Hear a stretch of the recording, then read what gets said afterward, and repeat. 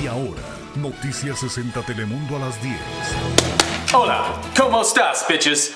Roger Phillips here. I finally left that slave-driving Corey at CNN and became the only English-speaking news anchor on Telemundo. Here's what's happening in your world today. Researchers at Columbia University released a study on Monday reiterating that Christmas is still the most unoriginal day to commit suicide. Simply put, choosing to off yourself on Christmas Day continues to represent a massive failure in imagination in 2020, as it has for decades now, said leading researcher Colin Bentley, who also added that concluding life was no longer worth living was no excuse for leaving friends and co-workers in such a dull, frankly yet cliché, final memory of their beloved one. We found that most friends and family members would simply roll their eyes in sigh of exasperation and say, "Seriously?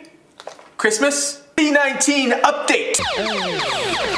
State-by-state C-19 guidelines. Nevada, complimentary shrimp cocktail must not sit out for more than 24 hours prior to serving. Strippers must be fully nude and give lap dances 6 feet away. And nightclubs are requiring Purell bottle service to be charged at $600. Arizona, tumbleweeds must quarantine for 14 days after rolling into town. Border Patrol urges Mexican immigrants crossing the border to wear masks and sanitize regularly. California, you're f***ed.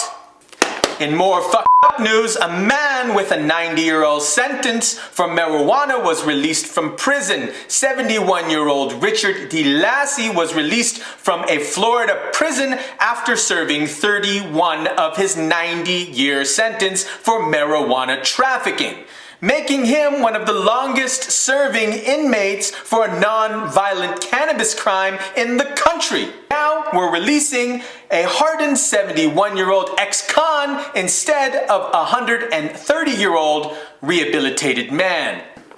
U.S. unemployment continues to skyrocket as more Americans pursue their dream, becoming a dancer.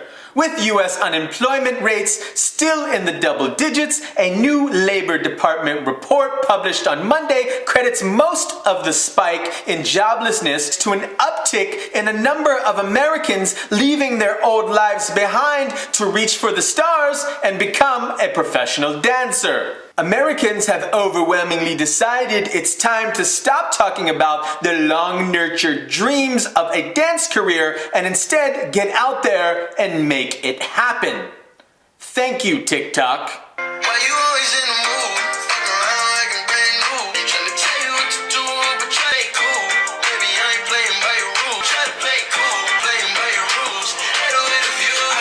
Now on to our weather with Yvette Garcia, who hardly speaks any English, but we all know why she got the job. 7 milibares para el día de hoy. Esperamos que la temperatura se eleve hasta reportar 29 grados centígrados un día.